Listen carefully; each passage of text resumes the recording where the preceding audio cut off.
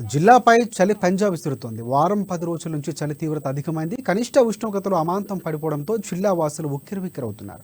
ఉదయం సమయంలో రోడ్లపై మంచు దుప్పటి కప్పివేయడంతో కశ్మీర్ను తలపిస్తోంది. ఎదురుగా వచ్చే వాహనాలు కనబడని పరిస్థితి నెలకొంటోంది. ఒక్కసారిగా ఉష్ణోగ్రతలు సింగిల్ డిజిట్కు 7.5 డిగ్రీలకు పడిపోవడంతో జనం ఇండ్లకే పరిమితమవుతున్నారు.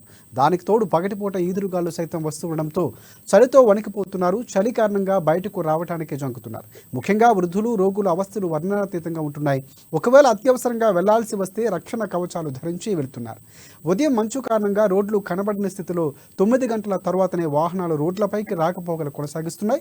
ఇక రాత్రి సమయాల్లో ఉష్ణోగ్రతలు తగ్గిపోతుండడంతో ఏకంగా 6.6 డిగ్రీల సెల్సియస్ కన్నా తక్కువగా నమోదవుతున్నాయి. కొమరం భీం ఆసిఫాబాద్ జిల్లాలోని సిర్పూర్ యూలో కేవలం 6.6 డిగ్రీల ఉష్ణోగ్రత నమోదైంది.